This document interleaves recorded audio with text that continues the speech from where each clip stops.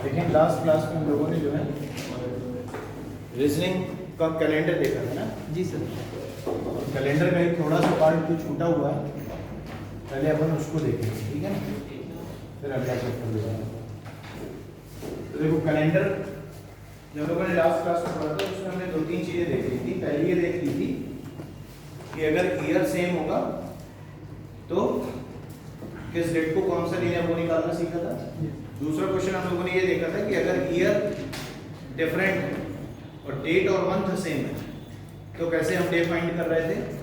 और तीसरा पॉइंट हमने ये देखा था कि अगर किसी कैलेंडर में या किसी वर्ष का भी कैलेंडर की हम बात करें तो दोनों वर्ष क्या होने चाहिए, डिफरेंट, और दोनों मंथ भी क्या होने चाहिए, डिफरेंट, और डेट भी क्या होनी चाहिए, डिफरेंट। तो 3 तरीके के क्वेश्चनों को हम लोगों ने कर लिया था। और चौथा भी मैंने शायद एक क्वेश्चन बता दिया था। क्या बताया था आपको कि पहली शताब्दी में कितने ऑड डेज होते हैं, बताया था? नहीं बताया था शताब्दी वालों को? चलो देखो देखो सेंचुरी ईयर्स की अगर मैं बात करूं, समझना बात को, सेंचुरी ईयर, सेंचुरी ईयर का मतलब होता है शताब्दी वर्ष। क्या मतलब होता है इसका? शताब्दी वर्ष, है ना। तो जब हम सेंचुरी ईयर्स की बात करते हैं यानी शताब्दी वर्ष की बात करते हैं तो हमें पता है कि 1 से लेकर के 100 साल तक होंगे। 1 से लेकर के कितने साल तक होंगे? 100 साल तक। शताब्दी मतलब 100 साल, है ना। तो पहले 1 से लेकर के 100 साल तक की अगर हम बात करें तो टोटल नंबर ऑफ ईयर्स कितने हो गए? 100। अब अगर मैं इस टोटल 100 ईयर्स की बात कर रहा हूं यानी कि पूरी सेंचुरी की बात कर रहा हूं तो यहाँ पर मुझे क्या निकालने होते हैं? ऑड डेज निकालने होते हैं। ऑड डेज का मतलब होता है अतिरिक्त दिवस, है ना। अब एक बात बताओ, अगर मैं 100 सालों की बात कर रहा हूं तो पहले 100 सालों में कितने लीप ईयर होंगे? कितने लीप ईयर होंगे? लीप ईयर को हम लोग हिंदी में जानते हैं जिसे हम अधिवर्ष कहते हैं। और लीप ईयर वो ईयर होता है जिसमें दिनों की संख्या 365 + 1 यानी 366 हो जाती है। और एक दिन ये जो बढ़ जाता है, आपको पता है कि 4 साल में 6-6 घंटे वो जो रोटेशन वाले बढ़ते हैं वो 24 घंटे मिल करके एक दिन बना देते हैं और फरवरी 29 दिनों की हो जाती है।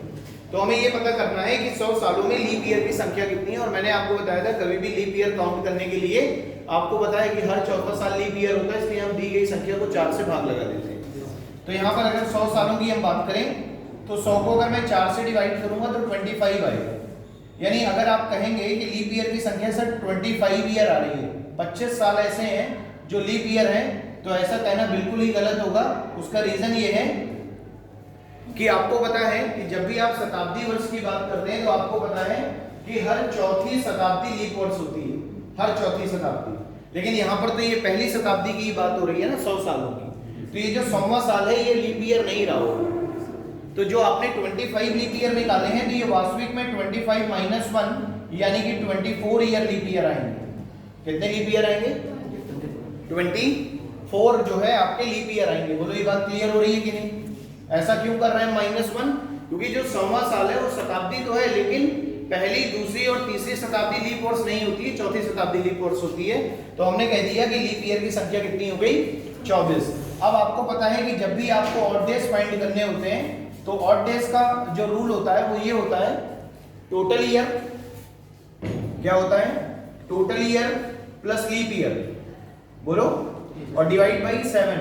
आपको पता है ऑड डेज निकालने के लिए 7 से डिवाइड करते हैं। टोटल ईयर 100 थे, लीप ईयर 24 थे, डिवाइड बाई 7, 124/7, 7 एकम 7, 7 सते 49, कितना बच गया? 5। कितना बच गया? 5। यानी अतिरिक्त दिवसों की संख्या कितनी आ गई?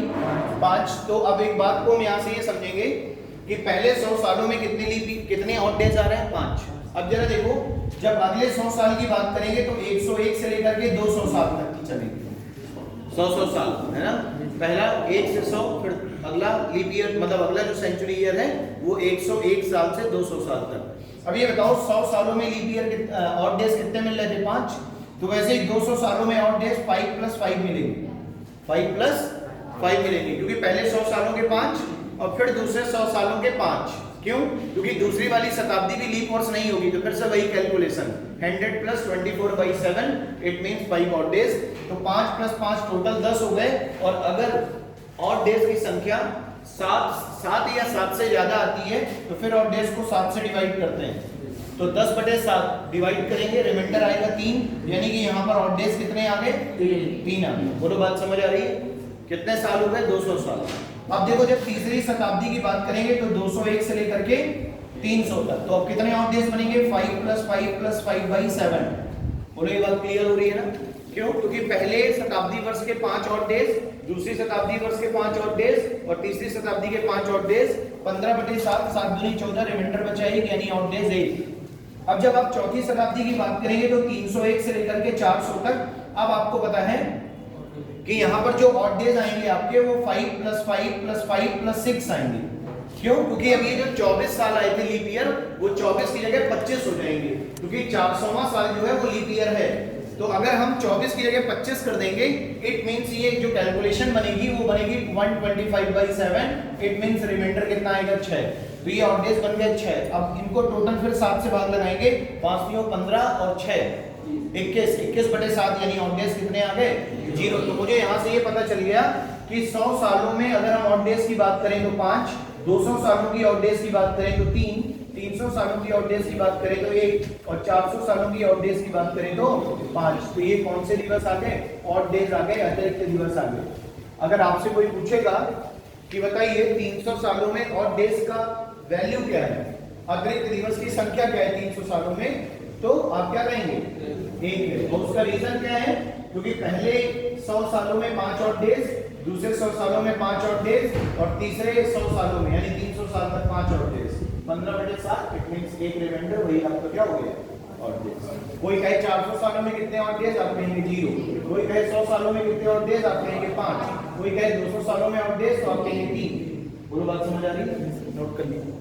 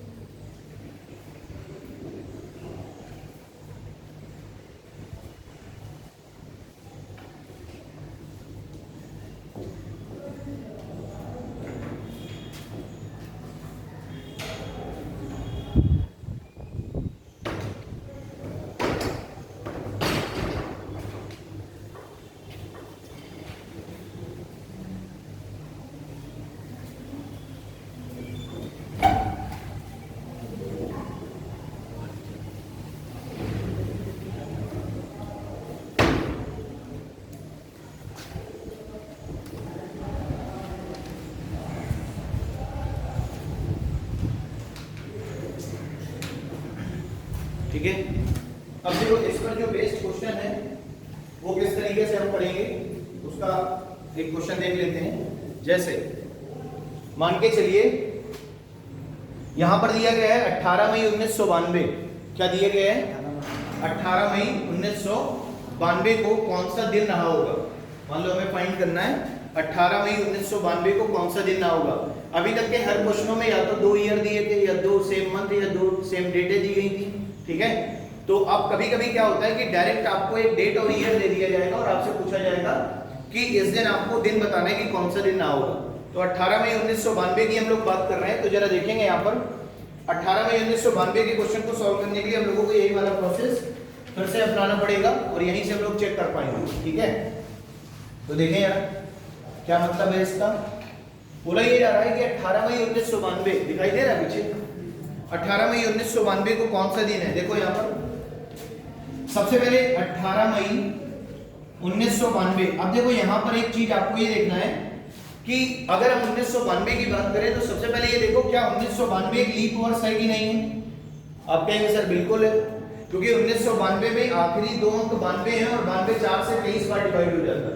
तो हम ये कह देंगे कि अगर गिवन ईयर 4 से डिवाइड हो रहा है इट मींस ये लीप ईयर है।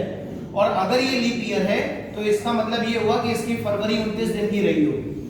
बोलो यही तो मतलब होता है कि अगर कोई वर्ष लीप वर्ष है तो उसकी फरवरी कितने दिन की होगी? 29 दिन की होगी। अब देखो जब भी आपको डायरेक्ट डेट और ईयर दे दिया जाए और डेट पूछा जाए तो सबसे पहले आप गिवन ईयर में -1 करेंगे और -1 करेंगे तो आ जाएगा 1991। क्या आ जाएगा? 1991 आ जाएगा। अब आप 1991 को 2 पार्टों में डिवाइड करेंगे, एक में लिखेंगे 1900 और एक में लिखेंगे 91। क्या लिखेंगे? 1900 और 91, ऐसा हम इसलिए लिख रहे हैं क्योंकि 1991 का मतलब ये है कि ये 19वीं शताब्दी है, 19वीं शताब्दी है, और ये 1900 साल अलग कर लिए और 91 साल अलग कर लिए। अब मुझे पता है कि हर 400 साल वाली शताब्दी लीप वर्ष होती है, तो मैंने 1900 को सबसे पहले 400 से डिवाइड किया। 1900 के 400 से डिवाइड करेंगे तो 4 चौको 1600 डिवाइड हो गया, कितने साल बचे? 300 साल। और आपको पता है कि किसी भी 300 वर्षों की शताब्दी में जो लीप ईयर जो ऑड डेज होते हैं वो एक होते हैं। तो यहाँ से हमें पता चल गया कि ऑड डेज कितने होंगे? एक। बोलो बात समझ आ रही है? पहले 1900 को 400 से डिवाइड करो, जो रिमाइंडर आ रहा है, अब शताब्दी से डिवाइड करो तो शताब्दी में रिमाइंडर आएगा, ध्यान रखिए। शताब्दी अलग कर लिए, नंबर ऑफ ईयर्स एक्स्ट्रा वाले अलग कर लिए, ठीक है। अब यहाँ पर अगर मैं 91 सालों की बात कर रहा हूँ तो 91 साल में कितने लीप ईयर होंगे पहले तो वो देखना है। अब 1 से 92 तक अगर मैं बात करता हूँ तो 1 से 92 तक कितने साल हो गए? 92 साल। और अगर मैं 92 को 4 से डिवाइड करता तो आता 23, लेकिन यहाँ पर 92 वाला ईयर नहीं है, यहाँ पे तो 91 तक ही लिखा गया है। इसका मतलब है 92 वाला लीप ईयर हटा दिया गया, तो कितने लीप ईयर बने होंगे? 22। कितने लीप ईयर बने होंगे? 22 लीप ईयर बने होंगे। बोलो बात समझ आ रही है? और अगर 22 लीप ईयर बने होंगे तो ऑड डेज निकालने का तरीका ये होता है कि जो गिवन ईयर है उसमें लीप ईयर की संख्या जोड़ दो, फिर 7 से भाग लगा दो, नंबर ऑफ ऑड डेज पता चल जाएंगे। तो 91 में अगर मैं 22 जोड़ता हूं तो 91 प्लस 22 करेंगे 123 आ जाएगा, 123 में 7 से भाग लगाएंगे तो 7 एकम 7, ये बन गया 53, फिर 7 सते 49, फिर बच गया 4। तो कितने ऑड डेज आ गए? 4 ऑड डेज हो गए। बोलो बात समझ आ रही है कि नहीं? तो यहां से हमें कितने ऑड डेज मिल गए? 4 ऑड डेज मिल गए। बोलो क्लियर है बात? 91 में 22 जोड़ दिया, ये 3 सॉरी 113, 17 सत्ते 119 हो जाएगा, और फिर कितना बचेगा? ऑड डेज तब भी वही आ रहा है 4, ठीक है। ऑड डेज कितने हो गए? 4 हो गए। तो यहां से ऑड डेज पता चल गया 4 आ गए, यहां से ऑड डेज कितना मिल गया? 1। तो टोटल ईयर की अगर मैं बात करूं तो ऑड डेज कितने हो गए? 5। अब यहां पर आ जाओ, सबसे पहले मई के महीने की बात हो रही है तो जनवरी, फिर फरवरी, फिर मार्च, फिर अप्रैल, अप्रैल के बाद फिर मई, है ना। अच्छा बताओ, जनवरी 31 का महीना होता है, हर 31 महीने वाले दिनों में अगर हम देखें तो हमारे ऑड डेज 3 आते हैं। फरवरी में 1 आ जाएगा क्योंकि फरवरी 29 दिनों की है, मार्च कितना?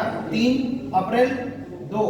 अब देखो मई की बात करें तो 18 मई वाला दिन निकालना है, तो 7 से 18 में भाग लगाएंगे, 7 दूनी 14, और रिमाइंडर कितना बच गया? 4। ये ऑड डेज हो गया। अब जोड़ने पर देखो 4 और 3 7 बन गया, काट दो, 3 2 5 5 है 6 6 5 जोड़ोगे तो फिर ये कि अतिरिक्त दिन आएंगे, 113 में 7 का भाग करेंगे फिर अतिरिक्त दिन 1 आएगा। अच्छा 16 7 112, 16 7 112 है, गड़बड़ हो गई यहाँ पे। अतिरिक्त दिन कितने आएंगे? 1। यहाँ पर 1 आ रहा था और डेज, और यहाँ पे कितना? 4 लिख दिया। 1 और 1 ये कितना हो गया? 2 हो गया, ठीक है। अब यहाँ से देखिए और डेज कितने आ गए? 3 और 1 4, 4 2 6, 6 2 8, क्योंकि 4 और 3 सम अगर 7 आ गया तो उसे काट देते हैं, तो ये कितना हो गया? 8 8/7 यानी कितना आ गया? 1। तो टोटल ऑड डेज की बात करें कितने आ गए? 1 आ गए। अब वीक डेज की अगर मैं बात कर रहा हूं तो वीक डेज में 1 कोडिंग किसकी होती है? मंडे की। 0 7 संडे, 1 मंडे, 2 ट्यूसडे, है ना। तो आंसर क्या हो जाएगा? मंडे। आंसर क्या हो जाएगा? मंडे। अब फिर से एक बार पूरा प्रोसेस समझ लो, फिर से बता देता हूं। सबसे पहले देखो क्या किया हमने, बोला जा रहा है कि 18 मई 1992 को कौन सा दिन रहा होगा? 18 मई 1992। सब फर्स्ट ऑफ ऑल हमारा जो काम है, जो गिवन ईयर है, पहले ये देखो क्या वो लीप ईयर है कि नहीं। तो 1992 लीप ईयर है, 4 से कट जाता है, तो तुरंत आप ये लिख दो उसके ऊपर कि भैया फरवरी कितने दिन की होगी? 29 दिन की। फिर अगला काम, जो गिवन ईयर है उससे 1 साल घटा देंगे, कितना लिख दिया? 1991। 1991 को 1900 अलग लिख लिया, 91 साल अलग लिख लिए। आपको पता है कि 400 शताब्दी में ऑड डेज 0 होते हैं, तो 1600 में भी 0 होंगे, और बचे 300 साल, और 300 साल में ऑड डेज 1 होंगे, तो 300 सालों में ऑड डेज 1, यानी 1900 वर्षों में पूरा पूरा ऑड डेज कितना बन गया? 1 बन गया। समझ आ रही है बात? अब ये जो 91 साल है, मुझे पता था कि 1992 वाला सन दिया था, 1 से लेकर के 92 तक अगर मैं 4 से डिवाइड करूंगा तो 23 लीप ईयर आएंगे। अब चूंकि 23 लीप ईयर इसलिए नहीं होंगे, समझना, क्योंकि 92 वाला साल थोड़ी हमने लिया, हमने तो 91 तक लिया है। तो डिवाइड करने के लिए मान के सोच के चल रहे हैं। तो अगर मैं यहां से डिवाइड कर रहा हूं तो मेरे पास कितने लीप ईयर आ गए? 23 आ गए। समझना बात को। अब 23 लीप ईयर आ गए, ठीक, उसे हम क्या करेंगे? 91 में जोड़ देंगे। तो 91 प्लस 23 कितना हो गया? 113/7, 16 7 112, रिमाइंडर बचा 1। तो यहाँ पर ऑड डेज 1 आ गया, यहाँ पर ऑड डेज 1 आ गया, यानी ईयर से टोटल ऑड डेज कितने बन गए? 2। अब हमें मंथ से ऑड डेज निकालने, जनवरी के 3 दिन, फरवरी 29 की है तो 1 ऑड डेज, मार्च के 3, अप्रैल के 2 और मई के 4, क्योंकि मई के 18 दिन है। 7 से डिवाइड करेंगे, 7 दूनी 14 और 4 रिमाइंडर। देखो 4 3 7 जोड़ने पे 7 आ गया, कैंसिल आउट कर दो। 2 1 3, 3 3 6, 6 2 8, 8/7, क्योंकि 7 से जब भी बड़ा आएगा जोड़ने पे तो 7 से भाग लगाना पड़ेगा। तो फिर रिमाइंडर कितना आ गया? 1, और 1 ऑड डेज बचा, और 1 हमेशा कोड होता है मंडे का। मैं आपको बता चुका हूं लास्ट क्लास में, ठीक है। तो कौन सा दिन हो जाएगा? मंडे हो जाएगा। क्लियर? नोट कर लीजिए।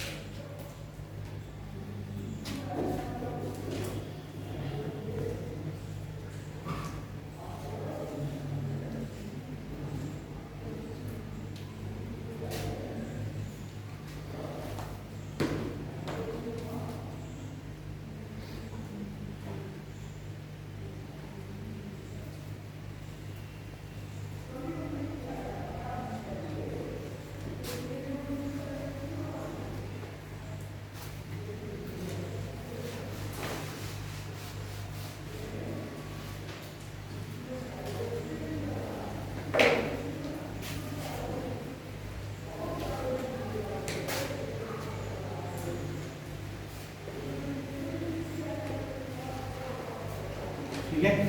नेक्स्ट क्वेश्चन आपको फाइंड करना है कि 23 अगस्त 2021 को कौन सा दिन होगा? 23 अगस्त 2021 को कौन सा दिन होगा?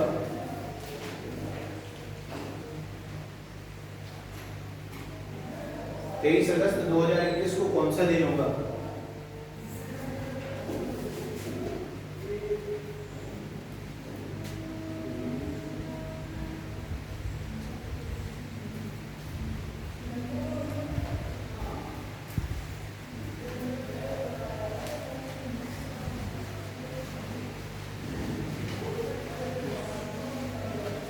तेईस अगस्त 2021 को कौन सा दिन होगा? अब देखिए जरा, बोला जा रहा है 23 अगस्त 2021। देखो सबसे पहला काम क्या है कि जो पर्टिकुलर ईयर दिया गया है आपको, ये 2021 वाला, इसमें देखो क्या ये लीप ईयर है कि नहीं? लीप ईयर नहीं है, 4 से नहीं कट रहा है, तो फरवरी 28 की है, ठीक। अब सबसे पहला काम ये है कि पहले मैं इससे 1 घटाऊंगा, 1 घटाऊंगा तो कितना आ जाएगा? 2020। अब 2020 को 2 पार्टों में फिर यहाँ पर लिखेंगे, एक लिखेंगे 2000 और एक लिखेंगे 20। बोलो क्लियर है बात? आपको पता है कि 400 सालों में ऑड डेज 0 होते हैं, तो 2000 सालों में भी ऑड डेज क्या होंगे? 0, क्योंकि 400 से पूरा पूरा कट जा रहा है, उसी का मल्टीपल है। अब 20 सालों की बात करें तो पहला ऑड डेज मिलेगा चौथे साल में, यानी 2004, 2008, 2012, 2016 और 2020। कितने ऑड डेज हो गए? 5। अब अगर 5 ऑड डेज हो गए तो 20 + 5 ये हो गया 25/7, 7 या 21 ऑड डेज कितने बच गए? 4। 0 + 4 करेंगे, यानी टोटल ऑड डेज कितने बन गए अभी तक? 4 बन गए। बोलो इतनी बात समझ आ गई? अभी तक टोटल ऑड डेज बन गए आपके 4, ठीक है। अब आगे देखो जरा, नेक्स्ट की अगर हम बात करें तो 23 अगस्त के बारे में बात हो रही है। अब देखो यहाँ पर ये लिखा आपने जनवरी, फरवरी, मार्च, अप्रैल, मई, जून, जुलाई और अगस्त, ठीक है ना। अब जरा देखें, जनवरी 31 का महीना होता है तो रिमाइंडर आएगा 3, फरवरी 28 का है तो 0, मार्च में 3, अप्रैल में 2, मई में 3, जून में 2, जुलाई में 3। अगस्त की बात करें, 23 अगस्त वाला दिन निकालना है, 7 से डिवाइड करेंगे, 7 या 21 रिमाइंडर 2, यानी ऑड डेज कितने बचे? 2। अब जरा देखो 3 3 2 5 2 7 काट दो। अब देखो जरा 3 2 5 5 3 3 2 5 5 3 8 8 3 11, और 11 को जब 7 से भाग लगाएंगे तो रिमाइंडर कितना आएगा? 4। तो 4 ये हो गया और 4 ये हो गया, टोटल कितने हो गए? 8, और 8/7 डिवाइड करेंगे कितना आ गया? 1, और 1 किसका कोड होता है? मंडे का। तो इस दिन भी क्या रहा होगा? मंडे रहा होगा। क्लियर है बात? नोट कर लीजिए। तो डायरेक्ट अगर कभी भी आपको डेट और ईयर दे दिया जाए और बोला जाए कि आपको डे फाइंड करना है तो आप इस तरीके से कैलकुलेट कर लेंगे कि आपको पता है कि 100 सालों में 5 ऑड डेज, 200 सालों में 3, 300 सालों में 1 और 400 सालों में 0। क्लियर है बात? ठीक, इतना नोट करिए, फिर आज के आगे अगला कॉन्सेप्ट बताएंगे।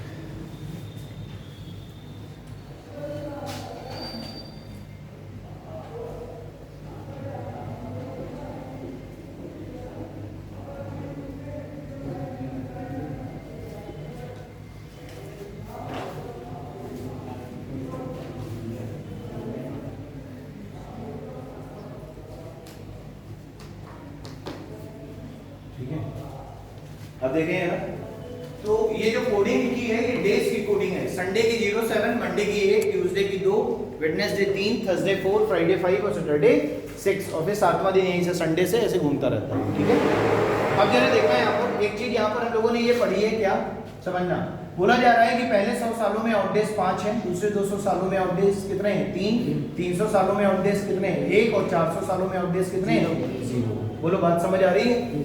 अब जरा देखो, इसका मतलब ये है कि क्वेश्चन कभी कभी इस तरीके से कह देता है कि अगर मान लो पहले 100 सालों के ऑड डेज 5 आ रहे हैं, तो इसका मतलब है कि पहले 100 सालों में ऑड डेज 5 आ रहे हैं।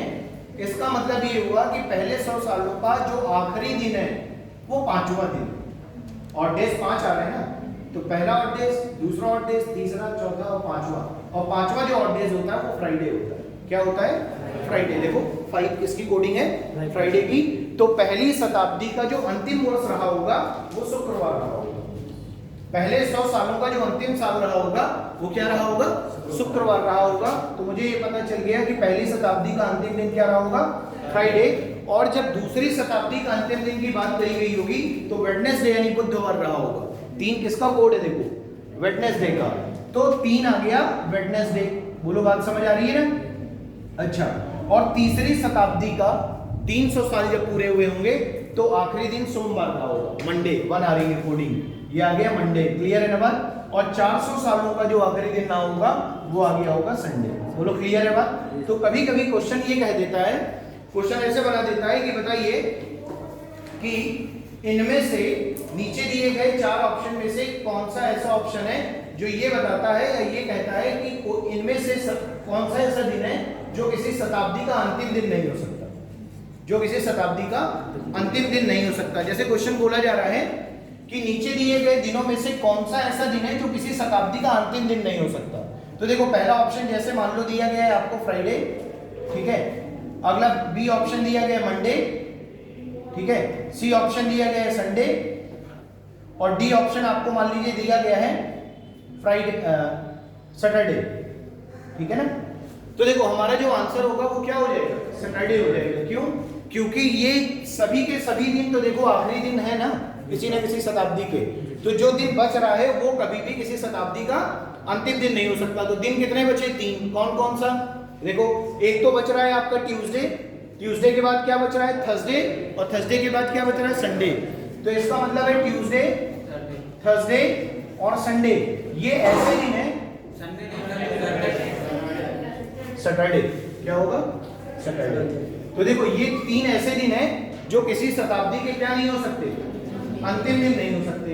अच्छा बताओ, अगर ये किसी शताब्दी के अंतिम दिन नहीं हो सकते हैं तो फिर ये किसी न किसी शताब्दी के पहले दिन रहे होंगे, नहीं रहे होंगे। जैसे मान लीजिए किसी शताब्दी में, किसी शताब्दी का लास्ट दिन जो है, समझना, वो इनमें से होगा कोई, तो जो दिन बचे होंगे फिर वो कहां चले जाएंगे? स्टार्टिंग में अगली शताब्दी के।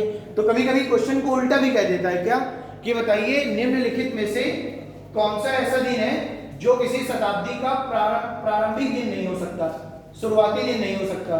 तो आप क्या कहेंगे कि जो अंतिम दिन है ये कभी प्रारंभिक नहीं बनेंगे और जो प्रारंभिक है वो कभी अंतिम नहीं बनेंगे। तो ऑप्शंस आपको बाकी ये 3 दे देगा और कह देगा कि इनमें से कौन पहला दिन नहीं हो सकता, एक ऑप्शन इसमें से रख देगा। तो आपको पता है ये तो अंतिम दिन होते हैं तो ये कभी पहले नहीं बनेंगे, और अगर ये पहले दिन होते हैं तो कभी अंतिम नहीं बनेंगे। बोलो बात समझ आ रही कि नहीं? तो सबसे पहले आप ये नोट कर लीजिए।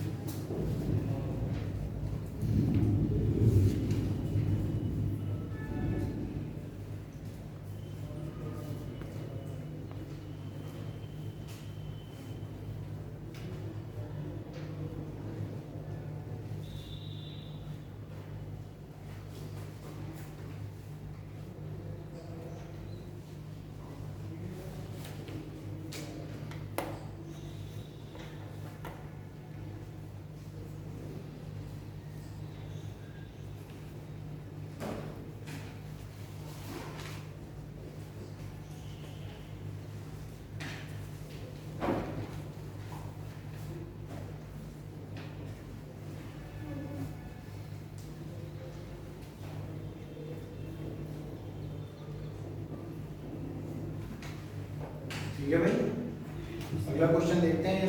देखो ये कॉन्सेप्ट क्लियर हो गया ना कि अगर कभी भी शताब्दी वाले क्वेश्चन आएंगे तो आपको ये चीजें याद रखनी है 5310, ठीक, इसी से आपके ये भी बन जाएंगे और ये वाले क्वेश्चन भी बन जाएंगे। ठीक है, अब आगे जरा देखते हैं, आगे हम लोग वीक डेज के बारे में बात करेंगे और ये वीक डेज में कौन सा कॉन्सेप्ट लगेगा वो देखो। सबसे पहले हम लोग बात कर रहे हैं वीक डेज की। तो देखो वीक डेज की अगर मैं बात करूं तो आपको पता है कि हर एक सप्ताह में कितने दिन होते हैं, 7 होते हैं। अब अगर हम महीनों की बात करते हैं, मंथ्स की, तो देखना जरा, जब हम मंथ्स की बात कर रहे हैं महीनों की, तो 2 प्रकार के महीने हैं अभी बेसिकली यहाँ पर। फरवरी की बात अगर हटा दी जाए, या तो महीना 30 दिनों का होगा और या महीना फिर 31 दिनों का होगा। क्लियर है बात? और अगर फरवरी की बात कर लेते हैं, इसको अलग ही लिख लेते हैं, 28 दिनों का हो गया। क्लियर है? अब जरा देखो यहाँ पे, अगर मान लेते हैं कि किसी महीने में 30 दिन है, 30 डेज का कोई मंथ है, तो आपको भी पता है कि 30 डेज के महीने में अगर हम 7 से डिवाइड करते हैं तो 7 चौक 28, 4 बार पूरा डिवाइड हो गया और 2 रिमाइंडर बच जाता है आपका। तो ये जो रिमाइंडर बचता है यही आपके क्या होते हैं, ऑड डेज होते हैं, आपको पता है। और 4 बार डिवाइड किया यानी कि 7 चौक 28 यानी कि 4 वीक हो गए। तो आपको ये पता चल गया कि किसी भी महीने की हम बात करें तो वीक अधिकतम कितने हो सकते हैं, 4 वीक। कितने वीक हो सकते हैं, 4 वीक हो सकते हैं। तो किसी महीने में कितने वीक होते हैं, 4 वीक होते हैं। और 4 वीक के अलावा जो दिन बचे वो आपके ऑड डेज या अतिरिक्त दिवसों में आ जाते हैं। बोलो बात समझ आ रही है? अच्छा एक बात बताओ, अगर महीने में 4 वीक होते हैं तो हर एक दिन 4 बार आएगा। हर एक दिन कितने बार आएगा, 4 बार आएगा। यानी कि अगर मैं लिखूं तो 1 से 7 ये पहला सप्ताह हो जाएगा, 8 से 14 ये दूसरा हो जाएगा, 15 से 21 ये तीसरा हो जाएगा और 22 से 28 ये कौन सा हो जाएगा, चौथा हो जाएगा। बोलो, तो ये बताओ कि सोमवार, मंगलवार, इतवार, सोमवार, मतलब शनिवार, शुक्रवार, बुधवार, मंगलवार, ये सब पहले सप्ताह में 7 बार मतलब एक बार आए होंगे। मंडे से स्टार्ट हुआ मान लो 1 और 7, मंडे टू संडे। तो Monday, Tuesday, Wednesday, Thursday, Friday, Saturday और संडे, एक वीक में हर दिन एक बार आएगा। वैसे ही अगले वीक में फिर हर दिन एक बार आएगा, फिर एक बार आएगा और फिर एक बार आएगा। यानी कि अगर वीक में 4 सप्ताह है तो हर दिन 4 बार तो आया ही आया। और ये जो 2 दिन अतिरिक्त बच गए हैं ये ऐसे दिन हैं जो ये उस मंथ में 5वीं बार आए हैं। कितनी कौन सी बार आए हैं ये, 5वीं बार आए हैं। इसका मतलब क्या हुआ कि अगर आपसे कोई कहे कि 30 दिनों वाले महीने में कितने दिन ऐसे हैं जो 5वीं बार आते हैं, तो आप आंसर देंगे 2 दिन ऐसे हैं जो कितनी बार आए हैं, 5वीं बार आए हैं। इसी तरीके से 31 वाले महीने में 3 दिन ऐसे हैं जो 5वीं बार आएंगे। क्यों? क्योंकि आप 31/7 करेंगे, 7 चौक 28, 4 वीक प्लस 3 ऑड डेज। बोलो भाई, तो इसमें 3 ऑड डेज बचे। तो आपको पता है कि 31 वाले महीने में कितने ऑड डेज आएंगे, 3 ऑड डेज आएंगे और ये तीनों के तीनों अतिरिक्त दिवस 5वीं बार आ रहे हैं। बोलो बात समझ आ रही है? और अगर मैं बात कर लेता हूं फरवरी की, तो अगर वो ऑर्डिनरी ईयर साधारण वर्ष है तो फरवरी में कोई भी दिन 5वीं बार नहीं आता है। सारे दिन कितनी बार आएंगे, 4 बार आएंगे। क्योंकि आपको भी पता है कि इसमें केवल और केवल कितने वीक होंगे, 4 वीक। बोलो बात समझ आ रही है? कितने वीक होंगे, 4 वीक होंगे। और अगर फरवरी लीप ईयर की है तो 29 दिनों की होगी। तो इसमें सिर्फ एक दिन ऐसा है जो 5वीं बार आ रहा होगा। समझ आ रही है बात? अच्छा एक चीज और यहाँ पर, अगर मैं पूरे ईयर की बात करता हूं और ईयर ऑर्डिनरी ईयर है तो ऑर्डिनरी ईयर में 52 सप्ताह 1 ऑड डेज आता है। समझ आ रही है बात?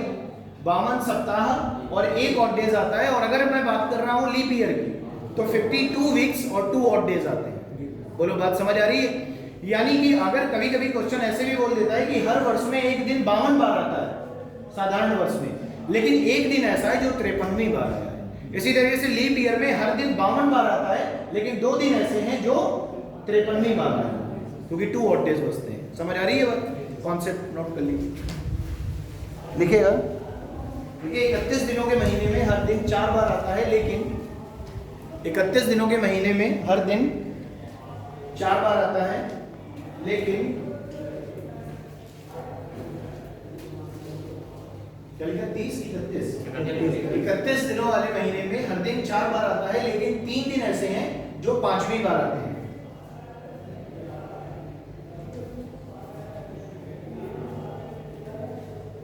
लेकिन 3 दिन ऐसे हैं जो 5वीं बार आते हैं।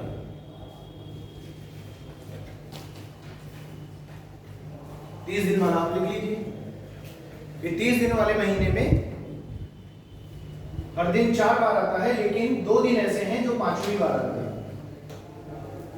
2 दिन ऐसे हैं जो 5वीं बार आते हैं।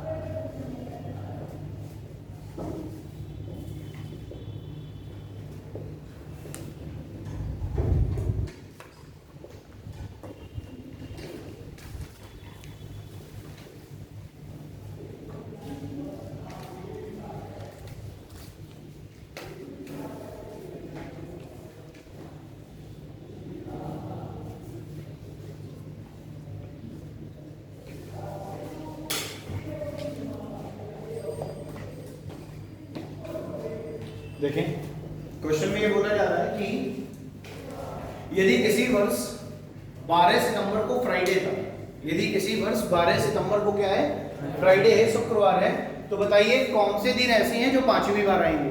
अच्छा, पहली चीज तो ये देखो, सबसे पहले ये बताओ मुझे कि अगर मैं सितंबर की बात कर रहा हूं तो सितंबर कितने दिनों का महीना होता है? 30 दिन। तो सितंबर से ये पता चल गया कि अगर ये 30 दिनों का महीना है तो 2 दिन ऐसे हैं जो 5वीं बार आएंगे। तो ये 3 वाले जितने ऑप्शन नजर आ रहे हैं पहले ही कट गए। बोलो भाई, 3 दिन तो 5 बार नहीं आएंगे ना, केवल और केवल 2 ही दिन ऐसे जो 5वीं बार आएंगे। तो ये पता चल गया महीना देख के 12 सितंबर, ठीक है। अब 12 सितंबर को शुक्रवार है, समझना, 12 सितंबर को क्या है? शुक्रवार है। अब एक बात बताओ मुझे कि अगर मैं इसको 2 तरीके से कर सकता हूं। एक तो अपना कॉमन सेंस लगाऊंगा कि अगर 12 तारीख को फ्राइडे तो 19 को भी फ्राइडे होगा, 7 दिन बाद, और 19 में 7 जोड़ेंगे तो फिर 26 को फ्राइडे होगा, और 26 के बाद 27 और 28, फ्राइडे सैटरडे संडे, 28 को संडे मिल गया, तो फिर 29 और 30 ये जो 2 दिन होते हैं यही तो एक्स्ट्रा दिन होंगे। तो 29-30 को मंडे और ट्यूसडे आ जाएगा। तो which one is the correct answer? Option number D is the correct answer, यानी कि ऑप्शन बी करेक्ट है इसका, ठीक। लेकिन इन केस अगर मुझे दूसरे तरीके से चेक करना है तो मैं कैसे चेक करूंगा? मुझे पता है कि 28 दिनों का महीना होता है। कितने दिनों का महीना होता है? 28 दिनों का महीना होता है। और 28 दिनों के महीने में अगर हम देखें तो 28 तक आपके पूरे कंप्लीट वीक्स बनेंगे, 4 वीक्स, और 29 और 30 5वां दिन होता है। तो आपको 29वां दिन निकालने के लिए, आपको क्या करना है? आप 12 को क्या कर देंगे? माइनस कर देंगे, समझना।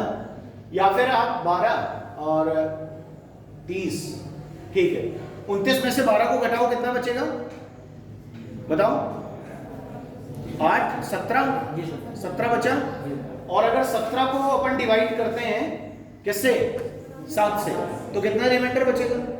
3, 7 दूनी 14, 3 रिमाइंडर बचा। अब ये बताओ, अगर 3 बचा है तो ये तो सितंबर से मैं आगे जा रहा हूं ना, 12 सितंबर से आगे बढ़ रहा हूं, तो यानी कि +3 करेंगे डे में। और अभी ये फ्राइडे में +3 करो, मंडे आ गया, यानी कि 29 तारीख वाला दिन मंडे और 30 तारीख दिन वाला ट्यूसडे।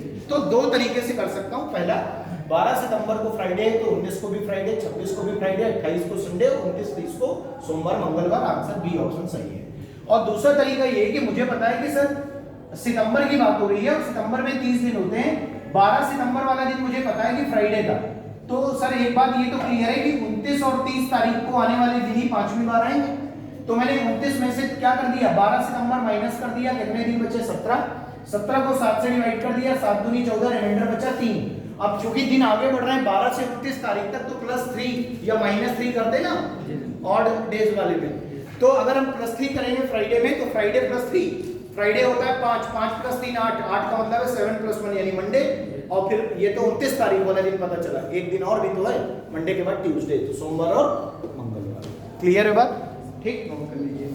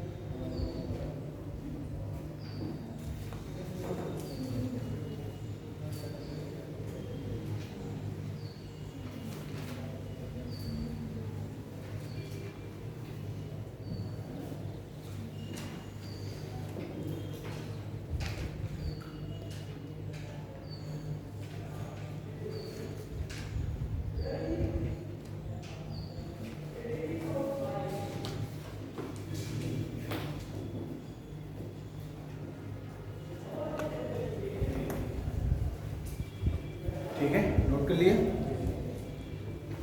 आगे लिखिए। देखिए एक व्यक्ति के पहले जन्मदिन पर उसकी आयु 8 वर्ष थी। एक व्यक्ति के पहले जन्मदिन पर उसकी आयु 8 वर्ष थी।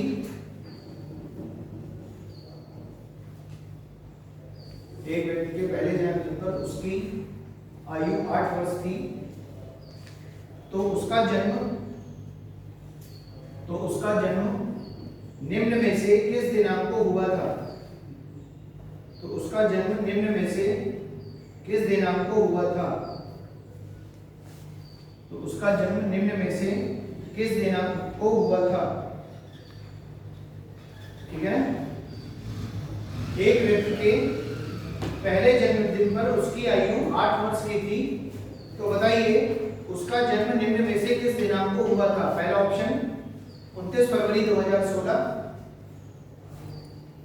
29 फरवरी 2016। दूसरा ऑप्शन 29 फरवरी 2004, नहीं सॉरी 29 फरवरी 2000, 29 फरवरी 2000।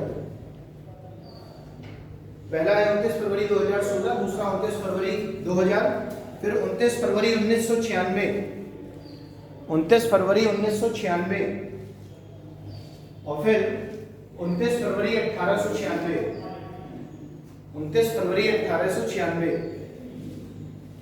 देखें यार, बोला जा रहा है कि यदि किसी व्यक्ति का पहला जन्मदिन 8 वर्षों के बाद पड़ा है, कितने वर्षों के बाद? 8 वर्षों के बाद पड़ा है, तो बताइए कि उस व्यक्ति का जन्मदिन किस दिनांक को है? समझना, 8 वर्षों के बाद अगर बर्थडे पड़ा है तो देखो जरा, पहला ऑप्शन क्या दिया गया? 29 फरवरी 2016। दूसरा ऑप्शन है 29 फरवरी 2000, है ना। तीसरा ऑप्शन है 29 फरवरी 1996 और चौथा ऑप्शन है 29 फरवरी 1896। देखो जरा, अगर मैं ये मान लेता हूं, बोला जा रहा है कि डेट ऑफ बर्थ क्या है उसकी, एक्यूरेट डेट ऑफ बर्थ क्या होनी चाहिए जब उसका जन्मदिन, पहला जन्मदिन पड़े तो वो 8 सालों का हो जाएगा। मतलब अगर अभी डेट उसका बर्थ हुआ है तो 8 साल बाद पहला जन्मदिन मिलेगा उसको मनाने के लिए। तो देखो, अगर 29 फरवरी 2016 आंसर अपन मान लेते हैं, तो अगर ये बताओ किसी व्यक्ति का जन्मदिन 29 फरवरी 2016 को हुआ तो 4 साल बाद 29 फरवरी 2020, यानी 2020 लीप ईयर है तो फरवरी 29 की होगी, तो 4 सालों में उसका बर्थडे आ जाएगा। तो लेकिन उसको कितने साल का होना चाहिए? 8 साल का। तो पहला ऑप्शन गलत। दूसरा 2000 है, फिर 2004 आ जाएगा, 2004 भी लीप वर्ष है तो भी वो 40 साल में अपना बर्थडे पा जाएगा करने को, तो ये भी ऑप्शन गलत। 1996 है, 1996 में 4 साल जोड़ेंगे 2000 और 2000 शताब्दी वर्ष है, और शताब्दी वर्ष लीप ईयर्स तब होता है जब वो 400 से पूरा बढ़ जाए। तो 2400 से पूरा बढ़ जाता है, यानी कि 2000 लीप ईयर है। और अगर 2000 लीप ईयर है तो ये वाला भी उसका डेट ऑफ बर्थ सही नहीं होगी। तो कौन सी डेट ऑफ बर्थ सही होगी? 1896। कैसे? 29 फरवरी 1896 को उसका जन्म हुआ, 4 साल बाद 1990 मिलेगा। बोलो, हाँ सॉरी 1900 मिलेगा। और 1900 लीप ईयर नहीं है, लीप ईयर नहीं है। क्यों? क्योंकि शताब्दी वर्ष है, शताब्दी वर्ष 400 से कटना चाहिए। तो 1900 में उसको बर्थडे नहीं मिला, तो अब 1904 में मिला होगा। तो 1896 में जन्म हुआ, लेकिन बर्थडे 1904 में मनाया गया। ये बहुत दुर्भाग्यपूर्ण व्यक्ति रहा होगा जब ये पैदा हुआ रहा होगा।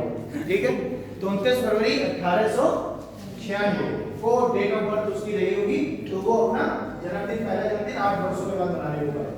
ठीक है, तो this is all about calendar.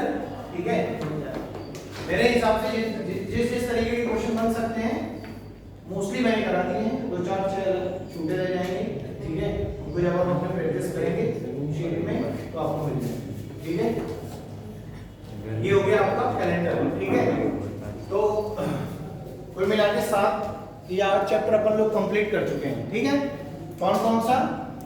Order and team, direction distance, blood relation, direction, dice, clock और एनालॉजी। ठीक है, और वो तो यही हो गया पूरा। उसके बाद ये कैलेंडर, ठीक है ना। जी सर। कितने हो गए? 4 4 8 चैप्टर कंप्लीट कर लिए हम लोगों ने, ठीक है। अब हम लोगों को जो अगला चैप्टर इसमें पढ़ना है वो है काउंटिंग ऑफ फिगर्स। क्या है वो? काउंटिंग ऑफ फिगर्स, ठीक है। काउंटिंग ऑफ फिगर्स, ठीक है, चित्रों की गिनती, ठीक है। ये तो आसान है, देखते हैं काउंटिंग ऑफ फिगर्स। देखो काउंटिंग ऑफ फिगर्स में जब हम बात करते हैं तो किन किन चीजों की काउंटिंग के बारे में बात होगी, पहली चीज तो वो जान लो, ठीक। देखो सबसे ज्यादा जो क्वेश्चन बनते हैं वो पहला क्वेश्चन इससे बनता है आपका ट्रायंगल से, ठीक है। दूसरा क्वेश्चन आपका बनता है स्क्वायर से, किससे बनता है? स्क्वायर से। और तीसरा क्वेश्चन आपका बनता है रेक्टेंगल से, किससे बनता है? रेक्टेंगल से। चौथा क्वेश्चन बनता है सर्कल से, किससे बनता है? सर्कल से। फिर हेक्सागन और पेंटागन, ठीक है, हेक्सागन और पेंटागन, पंचभुज और षष्ठभुज, क्लियर है बात। लेकिन ये बहुत रेयर पूछे जाते हैं। लाइन पर भी क्वेश्चन बनता है, नंबर ऑफ लाइंस काउंट करिए, ठीक है। तो लाइनों पर भी क्वेश्चन बनता है, तो बनने का तो भैया पे बहुत सारी चीजें हैं जो जिनकी गिनती करी जा सकती है, लेकिन बेसिकली अगर मैं बात करूं तो ये तीन सबसे ज्यादा इंपॉर्टेंट है। कौन कौन से? Triangle, number of triangles count करना, नंबर ऑफ स्क्वायर काउंट करना और नंबर ऑफ रेक्टेंगल्स काउंट करना, ठीक है।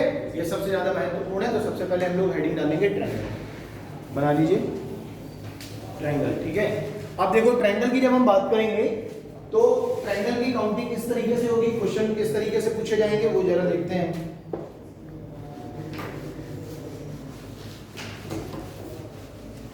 पहला ट्रायंगल, दूसरा स्क्वायर, तीसरा रेक्टेंगल, चौथा सर्कल, लाइन, हैंड, फिर उसके बाद पेंटागन और हेक्सागन, ठीक।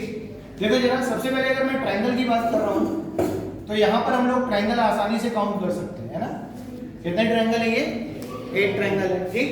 अब अगर मान लो मैं यहां से एक लाइन और बीच से खींच देता हूं तो यहां पर अगर अपन ट्रायंगल काउंट करेंगे तो हमें पता है कि सर ये 1 ए बी सी और डी, तो एबीडी एक ट्रायंगल हो गया, फिर एडीसी दूसरा ट्रायंगल हो गया और एबीसी एक तीसरा ट्रायंगल हो गया। तो थोड़ा सा समझाने के लिए एक बार लिख दे रहे हैं, एबीडी, ट्रायंगल एडीसी और ट्रायंगल एबीसी, ये तीन ट्रायंगल बन गए, ठीक है। इसी के आधार पर अगर हम और आगे बढ़ें तो जैसे मान लो एक ट्रायंगल ये बनाया गया आपका, अब इसमें दो लाइनें खींच दी, ठीक है, A B C D E. अब अगर आपसे कोई पूछ ले कि कितने ट्रायंगल बनेंगे यहाँ पर, तो 6 बन जाएंगे, ठीक है। कितने बन जाएंगे? 6। तो सबसे अच्छा इसका सिंपल सा रूल ये है कि आप इसमें नंबरिंग कर दो, जितने पार्ट दिख रहे हैं, बेस लाइन यानी आधार भुजा के जितने टुकड़े हैं उसमें नंबरिंग डाल दो। तो ये बेस लाइन BC हो गई और BC की बेस लाइन 1 2 3 नंबरिंग डाल दी। अब इन नंबरिंग को आप क्या कर देंगे? ऐड कर देंगे। तो 1 + 2 + 3 करेंगे, 3 तो 5 और 1 कितने हो गए? 6। अगर अपन काउंटिंग में लेंगे तो कैसे लिखेंगे? देखो ABD पहला ट्रायंगल ABD, ठीक है ना। दूसरा ट्रायंगल ADE, तीसरा ट्रायंगल AEC, फिर चौथा ट्रायंगल ABE,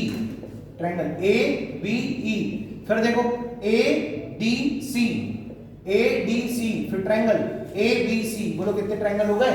6 ट्रायंगल हो गए। यानी पहले हमने 1 2 3 अलग अलग, फिर 1 2 को मिला के एक, फिर 2 3 को मिला के एक, और फिर पूरे बड़ा वाला ये ट्रायंगल आउटर साइड वाला।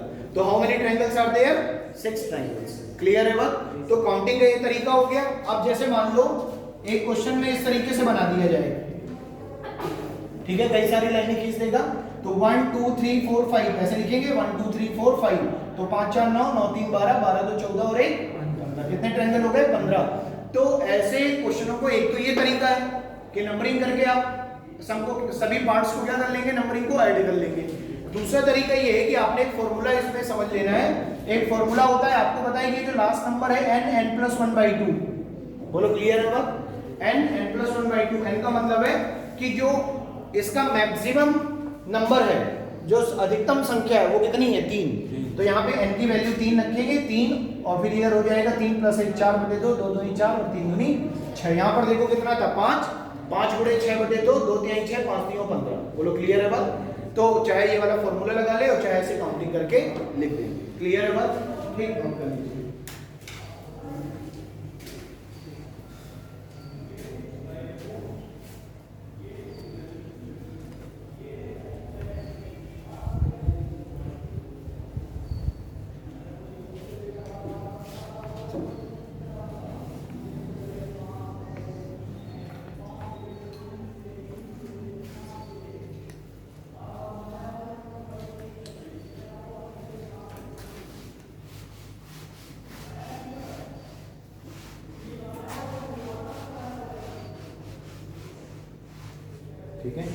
अब देखिए ना, इसी में कभी कभी फिगर थोड़ा इस तरीके से दे दिया जाएगा, बोला जाएगा ये फिगर है, मान लो ये एक ट्रायंगल बनाया,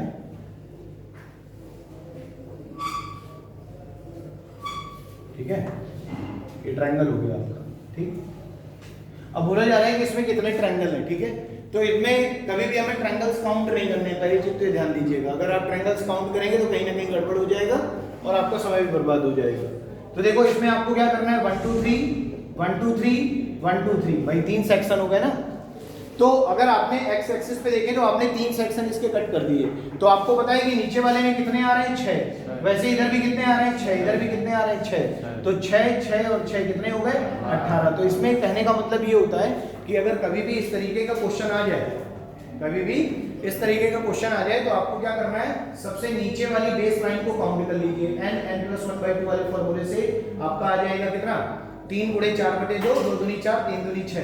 तो नीचे वाली लाइन पे अगर 6 ट्रायंगल बन रहे हैं, अब आप ये देखो कि एक्स एक्सिस पर कितनी बार कट किया गया है, 3 बार, 1 2 3। क्लियर है बात। तो जितने एक बार में आए उसमें 3 का गुणा कर दो, नंबर ऑफ कट्स का, तो ये आ जाएगा आपका 18। बोलो बात समझ आ रही है कि नहीं। या तो सब में नंबरिंग लेके काउंट कर लो, या एक को काउंट करके जितने नंबर ऑफ सेक्शंस हैं उसका मल्टीप्लाई करो। बोलो क्लियर है बात, ठीक।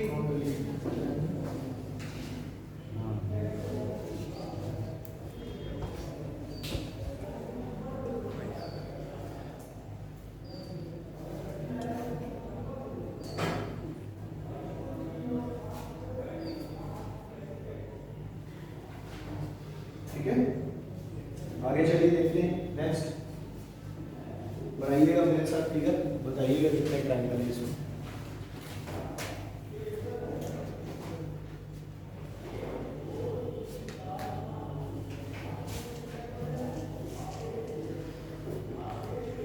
चलो बताओ जरा कितने ट्रायंगल है इसमें।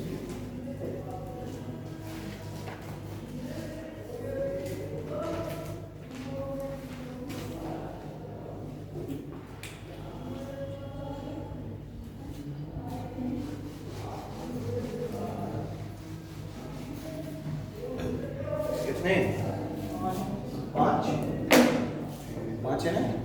तो देखिए 1 2 3 4 और एक ये पूरा 5। कितने ट्रायंगल हो गए इसमें, 5। तो इसमें 5 ट्रायंगल्स हो गए। अब जरा देखना आगे, अगर इसमें हम इस तरीके से फिगर बना देते,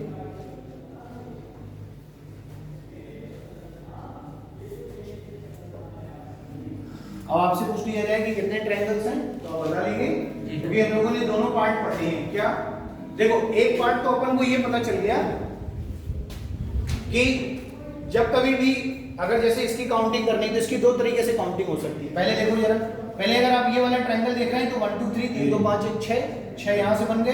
फिर वैसे ही 1 2 3 3 2 5 1 6 यहाँ से बन गए, और 1 2 2 + 1 यानी 3 यहाँ से बन गए। बोलो क्लियर है बात।